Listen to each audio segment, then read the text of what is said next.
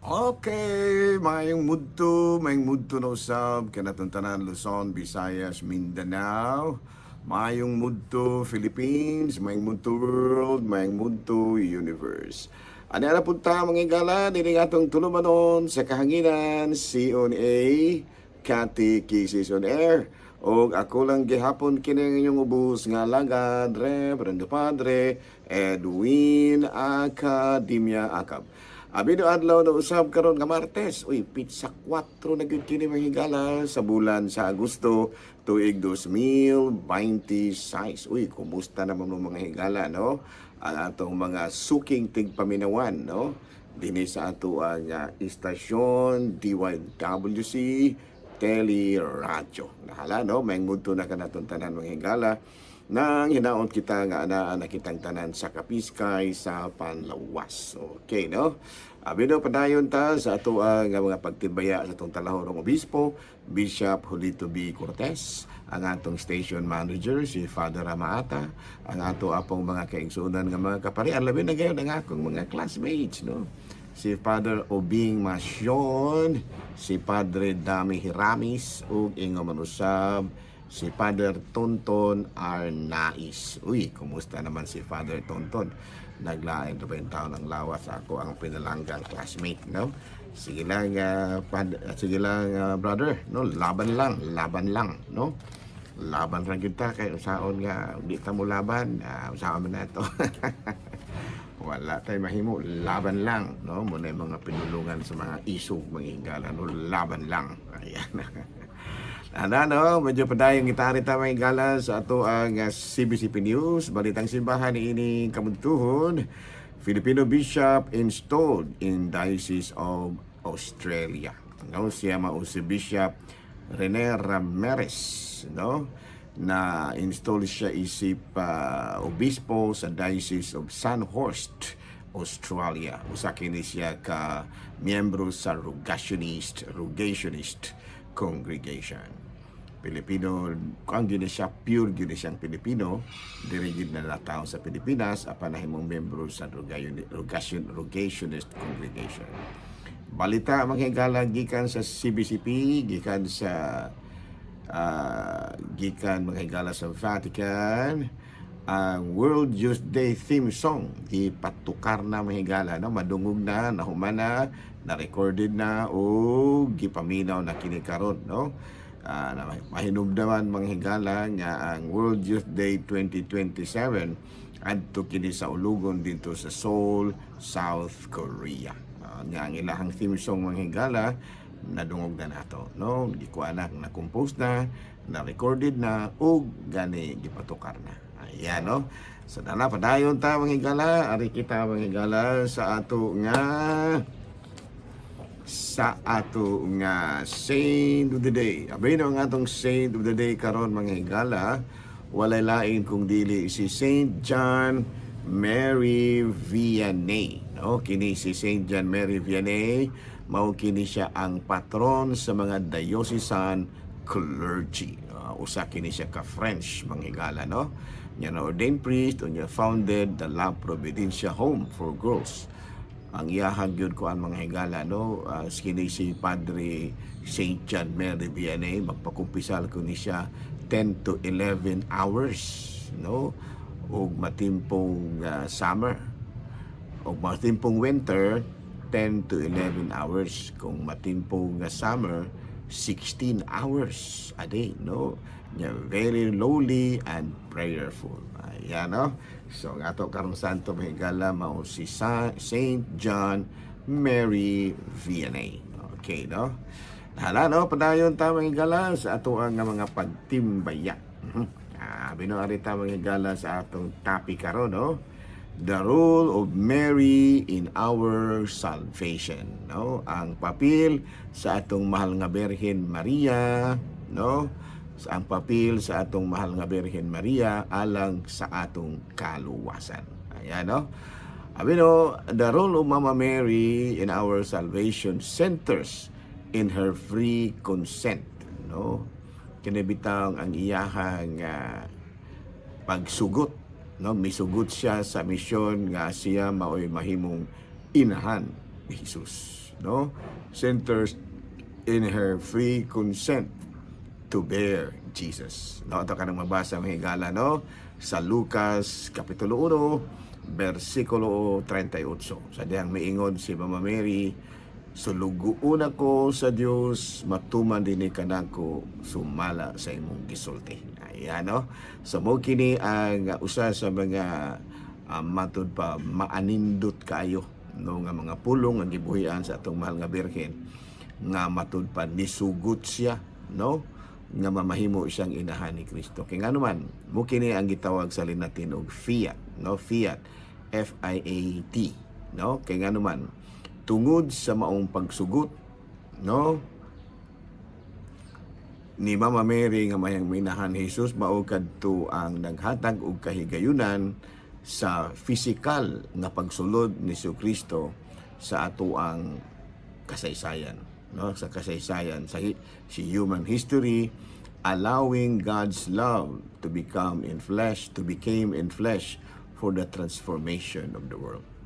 Sa ato pa katong makasaysayanon nga pagsugot ni Mama Mary nga mahimo siyang inahan ni Jesus, mao'y naghatag og kahigayunan nga makasulod usab si Kristo diha sa tawhanong kasaysayan, no, sa human history, nga naghatag og kahigayunan sa gugma sa Dios nga mamahimong nga matagaan og kinabuhi diya sa transformation of the world, diya sa kausaban sa kalibutan. So diha dapit ang dako kang gikatampo ni Mama Mary, no, ang iyang papel nga nahimo siya maoy naghatag og kahigayunan sa atong Ginoong Hesukristo nga makasulod sa kasaysayan sa tao, ug naghatag usab og kahigayunan sa gugma sa Dios nga mao'y mahimong tipik sa kausaban sa kalibutan. In flesh, nahimong tipik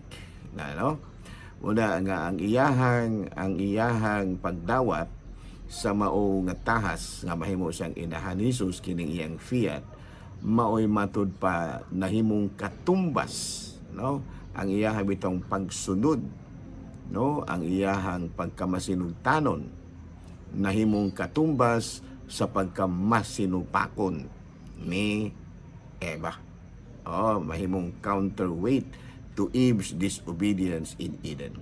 No, gilaliman ka nga sa ato pa si Mama Mary di ay maoy nahimo nga ang pagsugot ni Mama Mary, no, maoy nahimong ang pagkamatinumano ni Mama Mary maoy nahimong katumbas sa pagkamasinupakon ni Eva, no, nga diin si Mama Mary gitagaan niyang higayon nga makasulod ang atong manunubo sa atong kalibutan, kung dili isama kang Eva nga gitagaan niya higayon ang sala nga makasulod sa kalibutan pinaagi sa iyang pagkamasinupakon. Ug sa maong paagi ang mahal nga birhen nakaambit sa misyon sa Dios alang sa matud pa kaluwasan sa kalibutan. Kaya unsa may gisulti ni Kristo, nianhi ako aron pagluwas sa mga makasasala. Nga santo pa si Mama Mary nahimo nga instrumento, nahimo siya nga kaabag ni Kristo sa pagluwas sa kalibutan. Niining maong paagi si Mama Mary mao'y nahimo nga modelo sa isip disipulo sa tanan Kristiyanos, no? In this case Mama Mary became the model of discipleship for all Christians, no? Ang si Mama Mary mo'y nahimong modelo sa pagkasumusunod sa tanang Kristiyanos, no? That we are all servants of God even in times of suffering, darkness, or lack of human clarity. Sa ito pa nahimong modelo yun. Mama Mary is the model of discipleship for all Christians, that we are all servants of God and we are all called to imitate on Our Lady's fiat in our own lives. Nga sa ato pa, sa atong kinabuhi usab di ay sundon gid nato ang ehemplo ni Mama Mary sa iyaha usab nga pagdawat sa iyahang tahas. Kita po budawat po sa atong mga tahas, no? Pero subo lang kayong paminawon mga higala, no? Nga doon na yung mga tao nga kana bitang gikontra si Mama Mary. Kung usa sa ako bang obserbasyon ba, ang usa sa mga hinungdan yun nga gikontra nila si Mama Mary, no? Kini bang mga tao nga ni kontra tungod kay si Mama Mary banggod atong gihimuan og mga matud pa mga hulagway, no? Unya kay kining mga tawhanan do namang giuban nga masuko og mga hulagway kay ato kuno gipakadiyos ang mga hulagway.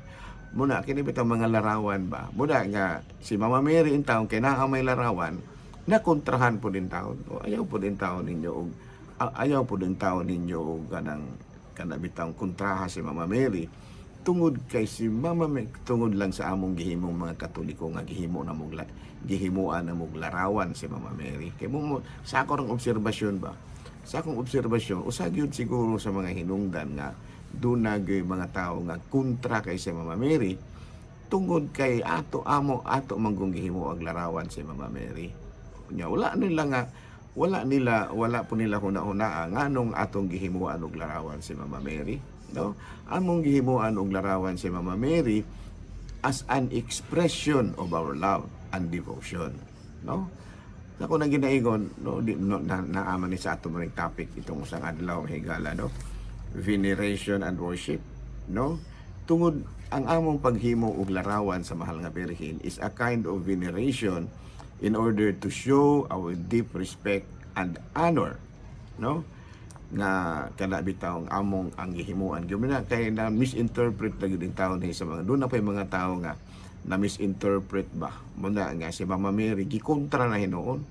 Wala in tawo sala si Mama Mary nganong among nga inyo silang kontrahon, no? Kay miingon nga nganong mutahod ba mo nang bayhana nga tawo ra man na, no? Wala man in tawo po na namo in taon matud pa ilimod nga si Mama Mary tawo pero dako man kay siya papil alang sa atong kaluwasan, no? Sa ako nang ginaingon pinaagi kang Mama Mary na tagaan og kahigayunan ang atong Ginoong Jesucristo nga makasulod sa kalibutan isip tawo, no? Manay gitawag sa English og physical entry of Jesus Christ. Nakasulod si Kristo sa kalibutan isip usa ka tawo.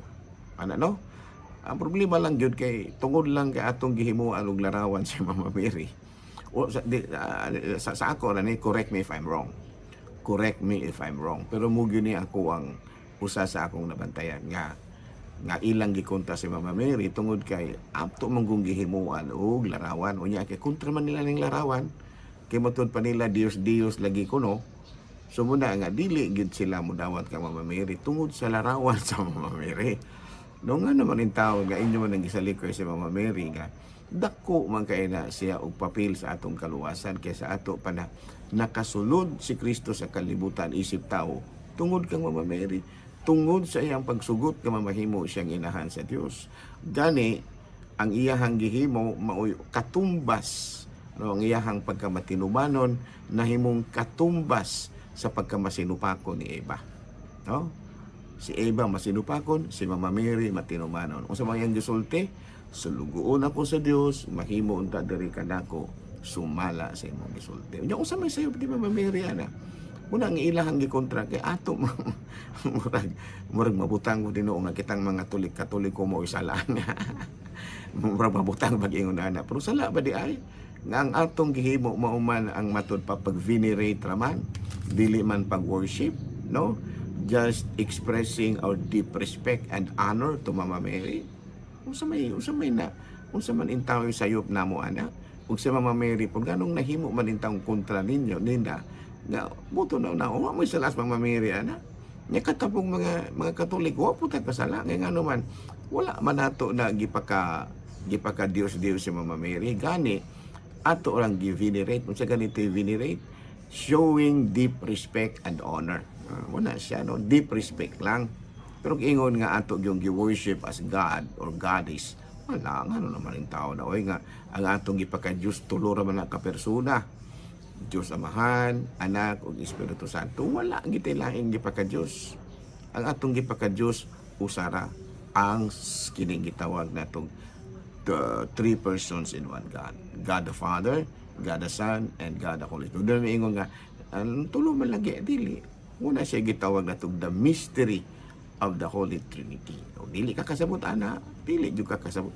Kung dili ka kasabot ana, wala na nay problema kay dili man na kinahanglan kung sabton, kinahanglan ra man na siyang puy-an ug tuhan. Amen. Abay no dinila sa takuto ba? Dinala sa takuto ba? Ako lang gihapon kini yung ubos nga langan, Reverend Padre Edwin Academia Akab, manabilit usab kaninyo ug manalangin kanato ang Dios ug kagawas tanan, Amahan, Anak, Espiritu Santo. Good noon, Pilipinas.